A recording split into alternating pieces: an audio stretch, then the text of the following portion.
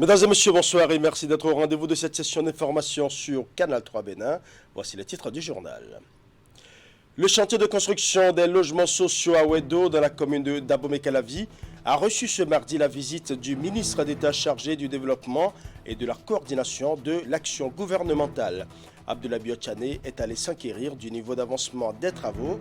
Sur place, les échanges avec les responsables des différentes entreprises intervenant sur le site lui ont permis de constater que le processus se déroule normalement et que les premiers bâtiments ouvriront leurs portes dans les prochains mois.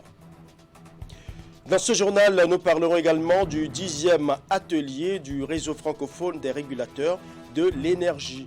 Venus de plusieurs pays, les participants échangent autour du thème « L'intégration régionale et les échanges transfrontaliers ». Pour cette deuxième édition, les travaux se déroulent du 28 juin au 1er juillet 2022 à Cotonou. Et dans la ville de Clé-Camin, dans le département du Koufo, nous allons parler du sommet départemental et festival des familles pour la paix, organisé par la Fédération pour la paix universelle et la Fédération des familles pour la paix mondiale et l'unification section Bénin. Cette rencontre, qui se tient en partenariat avec la préfecture du Koufo, vise à contribuer à la consolidation de la paix et à l'unité nationale tout en préservant les valeurs familiales universelles. Voilà pour les titres, mesdames et messieurs. À nouveau, bonsoir. Le ministre d'État chargé du développement et de la coordination de l'action gouvernementale était ce mardi sur le chantier de construction des logements sociaux à Ouedo dans la commune d'Abomey-Calavi. Abdoulaye Biotchane est allé s'enquérir du niveau d'avancement des travaux. Sur place, les échanges avec les responsables des différentes entreprises intervenant sur le site lui ont permis de constater que tout se passe bien et que les premiers bâtiments ouvriront leurs portes dans quelques mois. Les détails dans ce reportage. Voici ce à quoi va ressembler dans les mois à venir la cité de Ouedo dans la commune d'Abomey-Calavi. Le projet de construction de 20 000 logements sociaux prend ainsi corps, comme l'a promis le gouvernement. Pour le suivi des travaux, le site accueille ce mardi 28 juin la visite du ministre d'État chargé du développement et de la coordination de l'action gouvernementale. Les logements sociaux, finalement, c'est 25 ans. La maquette du projet, les caractéristiques et les différents types de bâtiments ont été présentés au ministre Abdoulaye Biotchane. Les futurs occupants des lieux bénéficient des facilités que leur accorde l'État. L'État va assumer l'essentiel des charges puisque les bénéficiaires vont entrer et loger directement dans leurs appartements, dans leurs villas, sans avoir déposé éventuellement des dépôts de garantie comme on le fait souvent dans d'autres pays. Et donc c'est un projet qu'il faut reconnaître comme un projet structurant pour notre pays. Et je suis venu aujourd'hui pour témoigner de cela. Ce que j'ai vu avec vous d'ailleurs est impressionnant. Le projet est pour une bonne partie déjà achevé ou en état d'achèvement. Il se poursuit également puisqu'il y a quelques lots qui doivent être terminés. L'État veut donc offrir d'abri aux populations dans un cadre agréable et à moindre coût.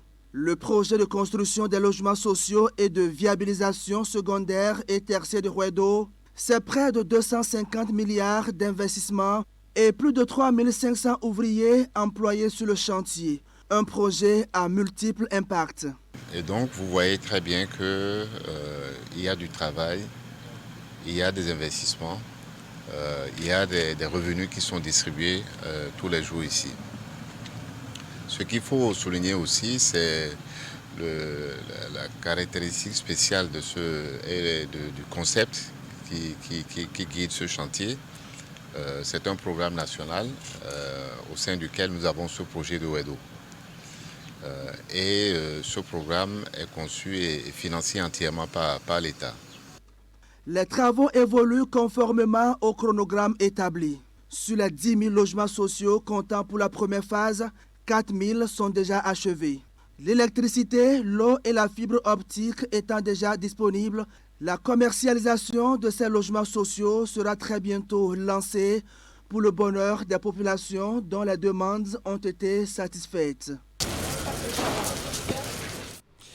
Nous allons à présent parler du 10e atelier du réseau francophone des régulateurs de l'énergie.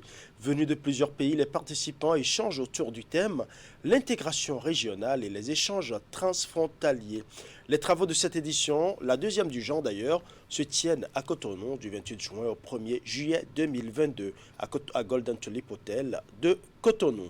Clément Ogouachade pour les détails.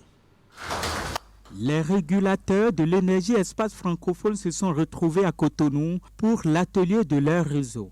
Une 10e édition placée sous le thème l'intégration régionale et les échanges transfrontaliers. Moment d'état des lieux et de réflexion sur les nouveaux enjeux de l'énergie et sa régulation dans un contexte de développement durable. Pendant 4 jours, les participants conviés à cet atelier auront des experts de haut niveau pour des communications sur plusieurs thématiques. Le réseau promeut ainsi le partage d'informations et de bonnes pratiques en matière de régulation de l'énergie, facilite la coopération technique entre régulateurs, assure la coordination avec les programmes de formation internationaux et travaille à la pérennisation de ces activités par la recherche de financement auprès des bailleurs de fonds européens et internationaux. Tout d'abord, l'action de l'Union européenne en matière de régulation avec nos pays partenaires se concentre sur 3 axes d'intervention. Donc le premier, apporter un soutien politique et institutionnel, renforcer la capacité de mise en œuvre, la diffusion d'expériences et de savoir-faire. Enfin, mettre en place des mécanismes financiers pour encourager l'investissement. Cet atelier des régulateurs de Cotonou est salué par les partenaires techniques et financiers, notamment le MCA et la délégation de l'Union européenne au Bénin. Le ministre de l'Énergie, Jean-Claude Rousseau, accorde un intérêt capital à ce cadre d'échange qui, à cette occasion, lui a permis de faire le point des progrès réalisés par le président Patrice Talon à travers ces 2 programmes d'action. De cet atelier, il attend des recommandations pertinentes pouvant faire objet d'élaboration des politiques et réformes énergétiques. Et je tiens à vous présenter encore une fois mes vives félicitations pour cette belle initiative. Elle constitue en effet un cadre approprié pour partager les savoirs et les savoir-faire en croisant les expériences nationales et internationales en matière de régulation du secteur de l'énergie. Cette importante rencontre, qui est organisée avec l'appui de l'Union européenne, que je remercie pour son appui constant, s'inscrit dans le cadre de la mise en œuvre de cette institution, de sa stratégie d'assistance à nos pays pour le développement du secteur de l'énergie à travers un système de régulation digne de ce nom. Les partages de connaissances en matière d'énergie et surtout d'énergie renouvelable et les échanges d'expériences permettront à Regula.fr d'aboutir à des innovations concrètes qui renforceront sa stratégie de gouvernance et de proposition pour plus d'efforts dans les différents pays membres. Au thème des différentes communications, les experts et participants vont visiter le nouveau dispatching de la SB2E et la cité lacustre Ganvier. Alors à présent dans le département du Zou pour parler de la cérémonie d'installation de la plateforme One Health. L'instance est chargée de gérer les problèmes de santé dans le département. Elle a pour objectif de coordonner toutes les interventions sanitaires en vue de préparer la riposte contre les maladies à potentiel épidémique et les urgences de santé publique. Les membres sont appelés à travailler avec les acteurs de tous les secteurs impliqués et la plateforme est présidée par le préfet du département. Nous allons suivre. Une instance de gestion des problèmes de santé dans le département du Zou, installée et présidée par le préfet, la plateforme est dénommée One Health. Elle a pour objectif de coordonner dans une approche multisectorielle et multidisciplinaire toutes les interventions sanitaires en vue de prévenir, détecter et riposter contre les maladies à potentiel épidémique et urgences de santé publique. Lorsque nous avons un problème de santé majeur, lorsque nous avons des catastrophes, nous avons des épidémies, il est important que toutes les parties prenantes puissent se réunir pour une gestion efficace et efficiente de ces problèmes-là. C'est en cela qu'avec la coordination départementale du Comité national de lutte contre le paludisme, le VIH-Sida, l'hépatite et les catastrophes, il a été mis en place cette plateforme dans le département du Zou. Quand on parle de plateforme Une seule santé, encore appelée plateforme One Health, c'est donc une plateforme, un creuset, mise en place d'abord au niveau national, mais aussi au niveau départemental pour, n'est-ce pas, fédérer les différentes composantes, les différentes dimensions qui interviennent donc dans la santé. Je vais parler de la santé humaine, de la santé animale et de la santé environnementale, afin que dans une synergie d'action, elles puissent donc ces trois dimensions interagir pour pouvoir garantir une sécurité sanitaire optimale. Dans sa forme organisationnelle et pour son bon fonctionnement, la plateforme est composée d'instances qui réunissent les maires des communes du département, de directeurs départementaux, de cadres techniques dans le domaine de la santé ainsi que d'autres acteurs non moins importants. Il est prévu la mise en place d'un certain nombre de groupes techniques de travail pour pouvoir asseoir le trépied sur lequel va se fonder les activités de cette plateforme. Donc, dans les jours à venir, nous allons principalement travailler à mettre en place ces différents groupes. Et en l'occurrence, il y a le groupe de surveillance, le groupe laboratoire et le groupe communication. Les organes devant intervenir au niveau départemental sont ceux dont vous êtes déjà membres, notamment les maires des communes, les directeurs. Ensuite, nous avons toujours au niveau départemental le comité technique de coordination. C'est l'actuelle assemblée que vous considérez tout de suite, qui est l'assemblée générale. Ensuite, il y a le secrétariat qui est présidé par mon collaborateur, le chef service départemental de lutte contre les épidémies. Ensuite, vous avez les groupes techniques thématiques en dehors des maires, ceux qui interviennent dans les secteurs environnementaux, agricoles, animal. Pour les membres de l'instance, notamment l'autorité préfectorale, il n'y a plus de doute. À travers cette plateforme mise en place dans chaque département, le Bénin donne la preuve de ce que le pays est prêt à affronter d'éventuelles épidémies ou autres situations sanitaires à grande envergure qui pourraient s'annoncer. Parlons à présent de la sensibilisation pour l'adoption de comportements responsables et surtout de paix en période électorale. L'idée est portée par un groupe de jeunes conduite par Franck Yabi, cadre natif de la commune de Savet. La démarche vise à amener les populations de la cité des Trois Mamelles à éviter les agissements pouvant compromettre la paix dans la région lors des échéances électorales qui s'annoncent. Accompagné de ses amis, l'initiateur est allé à la rencontre de plusieurs groupes d'influence capables de l'aider à porter le message. Les séances démarrées ce week-end vont se poursuivre jusqu'aux prochaines consultations législatives. Imet Elena Moussou pour plus de détails. Dans son Savet natal, le visiteur est en mission de pacification. Accompagné de quelques amis, Franck Yabi est allé sensibiliser ses frères, sœurs et autres parents sur la paix. À quelques mois des législatives de janvier 2023, le natif de la cité des Trois Mamelles a décidé de parcourir villages et hameaux pour rencontrer des groupements et associations d'influence capables de l'accompagner dans le relais de son message. La caste des chasseurs de la région Savet-Ouessé a accepté jouer ce rôle. Nous ne sommes pas là contre quelqu'un. On est là pour lutter contre les actes de vandalisme.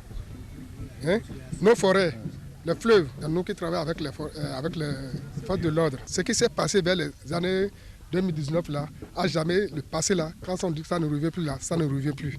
2023, ça serait une élection de joie, de beauté, de paix. C'est ça qu'on souhaite et c'est ça qui va se passer. À chacune des étapes du périple, l'initiateur des échanges s'est évertué à expliquer à son auditoire le bien fondé de sa démarche en plus de l'importance des élections.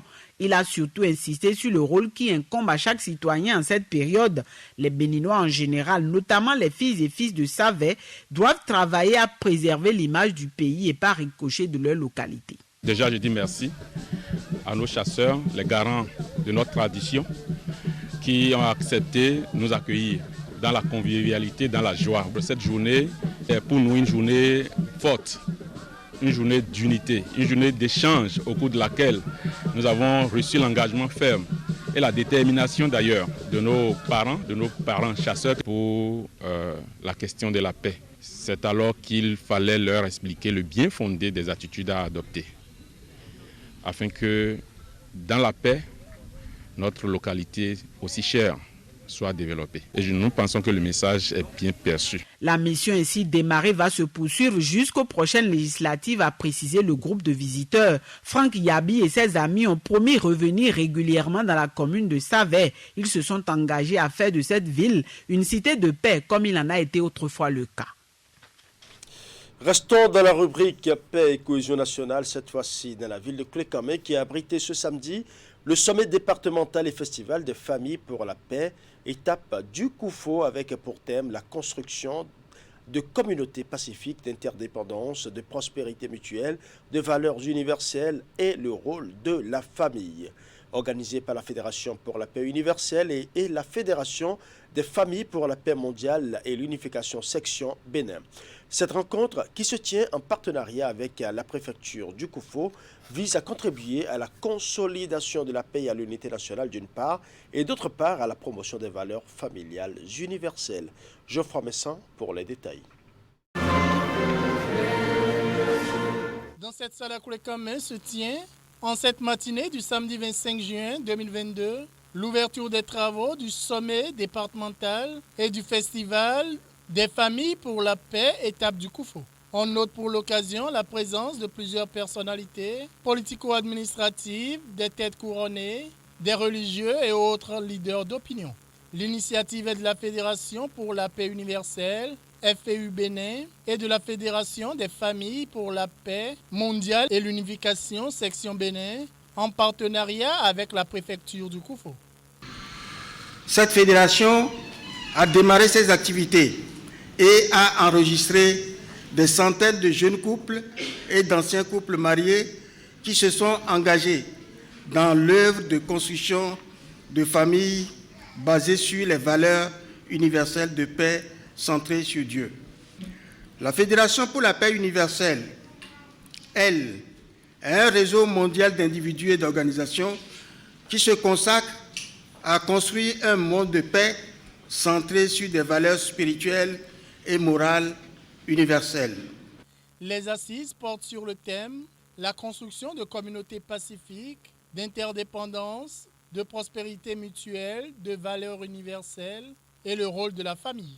Elle vise à contribuer à la consolidation de la paix et à l'unité nationale d'une part, et d'autre part, la promotion des valeurs familiales universelles. Regardez les menaces auxquelles nous sommes confrontés, chers amis, il convient de remercier, de remercier tous ceux qui travaillent à consolider la paix là où, bien évidemment, elle est menacée, et tous ceux qui travaillent à rétablir la paix là où, bien entendu, cette paix-là est mise à mal. Plusieurs communications sont prévues pour meubler la rencontre. Le but est de semer la paix à partir de la famille. Les travaux ont été marqués par l'accueil de nouveaux ambassadeurs de paix. La paix est une denrée précieuse. Une denrée précieuse, un facteur clé, indispensable pour le développement de nos communautés. Pour cela, je souhaite vivement que les acteurs à tous les niveaux travaillent à consolider et à perpétuer les efforts pour la paix. La Fédération pour la paix universelle a vu le jour en 2005. La Fédération des familles pour la paix mondiale et l'unification a quant à elle été créée le 1er mai 1994. Sa session Bénin a vu le jour en octobre 1996. Le fonds acteur non étatique du programme OMI Delta, géré par la SNV, Organisation néerlandaise de développement, a connu son épilogue dans ce mois de juin 2022. Il s'agit d'une initiative du Royaume des Pays-Bas pour accompagner le Bénin dans la gestion intégrée des ressources en eau et l'approvisionnement en gestion des eaux potables, hygiène et l'assainissement. Après plus de 5 ans de mise en œuvre du projet, les acteurs se sont retrouvés pour la capitalisation des acquis du projet. Ali Momoni pour les détails. Le fonds acteur non étatique du programme OMI Delta à l'étape de la capitalisation des acquis. Après plus de 5 années de mise en œuvre, les différents acteurs concernés et les partenaires se retrouvent pour faire le bilan des interventions sur le terrain, lesquelles prennent en compte 2 composantes, à savoir la gestion intégrée des ressources en eau, GIR, et l'approvisionnement en eau potable, hygiène et assainissement, AEFA. Le programme OMI Delta est un appui de l'ambassade du Royaume des Pays-Bas au secteur de l'approvisionnement en eau potable, hygiène et assainissement et de la gestion intégrée des ressources en eau pour soutenir les efforts du Bénin dans l'atteinte de l'objectif du développement durable numéro 6. Ce programme s'inscrit donc dans le cadre de la coopération bilatérale entre le gouvernement du Bénin et celui des Pays-Bas. Au cours de la présente rencontre, il est question pour les acteurs de présenter les résultats et impacts obtenus au terme de la mise en œuvre du fonds acteurs non étatiques. De plus, les réflexions des participants se sont non seulement orientées vers les facteurs de réussite, les faiblesses et les enseignements tirés au cours de l'exécution du programme, mais aussi sur les défis dont celui de la durabilité et les perspectives. Pour atteindre les buts et les objectifs assignés, le Fonds acteur non étatique du programme OMI Delta a développé des approches. Il a développé des outils, des stratégies. Le Fonds a valorisé des connaissances endogènes. Donc, parfois, et même j'allais dire souvent de façon novatrice. Et c'est avec ces approches basées sur la valorisation des connaissances endogènes que les interventions concernant aussi bien l'opérationnalisation de l'agir local que l'accès aux services améliorés d'AEFA se sont déroulées. Aujourd'hui, de milliers de Béninois bénéficient des résultats du Fonds acteur non étatique du programme OMI Delta. C'était vraiment un grand plaisir pour moi de voir pendant les visites du terrain toutes les personnes qui ont maintenant un accès à l'eau potable, qui ont une vie plus sécurisée, de risques d'inondation, etc. C'est vraiment un très bon résultat et je voudrais vous féliciter tous. À l'issue de cet atelier, des recommandations et perspectives sont formulées pour renforcer la pérennisation des investissements et acquis du Fonds acteur non étatique du programme OMI Delta. Parlons santé à présent. Le 19 juin de chaque année, la communauté internationale célèbre la journée mondiale de lutte contre la drépanocytose. Au Bénin, et plus précisément dans le département du Mono, c'est l'OCOSA qui a accueilli des manifestations officielles sous le thème drépanocytose au Bénin et bilan prénuptial. Cette célébration a été également une occasion de campagne de sensibilisation et de dépistage de la drépanocytose durant la semaine écoulée. Geoffroy Messan pour le reportage. Marcher pour faire reculer la drépanocytose, marcher pour que des enfants ne souffrent plus de cette maladie. C'est la mission que se sont donnés les organisateurs de cette caravane qui vient mettre un terme à une semaine de sensibilisation et de dépistage de la drépanocytose à l'OCOSA. Avec la participation de plusieurs jeunes et de quelques personnalités et leaders d'opinion, elle a traversé les grandes artères de la cité pour s'échouer à la maison du peuple, son point de départ. Nous sommes avec la population de l'OCOSA pour marcher contre la drépanocytose, marcher pour dire à la population que cette maladie existe, elle est grave, elle se traite par une équipe médicale qui travaille de jour comme de nuit pour soulager la population qui souffre, les enfants, les jeunes adultes, les parents qui souffrent de cette maladie-là. Organisée par le ministère de la Santé autour du thème drépanocytose et bilan prénuptial, cette campagne a été un moment de plusieurs séances de sensibilisation ainsi que de dépistage. Des stands ont été installés sur l'esplanade de la Maison du Peuple pour l'occasion. Il est bon pour l'homme de connaître son état. Donc, depuis mon enfance jusqu'à aujourd'hui, je ne l'ai jamais fait. Comme l'opportunité s'est présentée, j'ai jugé utile de le faire. L'objectif principal de cette sensibilisation, c'est d'inciter vraiment les jeunes, surtout les jeunes en âge de procréer, à se faire dépister, à connaître leur statut par rapport à la drépanocytose. Et nous pouvons dire que de façon globale, cet objectif a été atteint. Le slogan ici est « Amour oui, mais électrophorèse d'abord ». Selon les statistiques de l'année dernière, environ 6% de la population béninoise est atteinte des formes SS, SC, S-bêta. Jeunes, essayons de ne pas transmettre cette maladie à notre descendance. Pas de relation sans connaître son statut électrophorétique. Nous incitons, pas seulement les jeunes, les parents à faire dépister leurs enfants et connaître leur statut par rapport à la drépanocytose en réalisant l'électrophorèse de l'hémoglobine. Lorsqu'on a un trait de drépanocytose S ou C, il ne faut pas se mettre en union avec un partenaire qui a aussi cette maladie, sinon on a le risque de la transmettre à ses enfants. Pour rappel, la communauté internationale célèbre la Journée mondiale de lutte contre la drépanocytose chaque 19 juin. Voilà, ce sera tout pour ce journal. Merci pour votre aimable attention. Bonne soirée à chacun et à tous.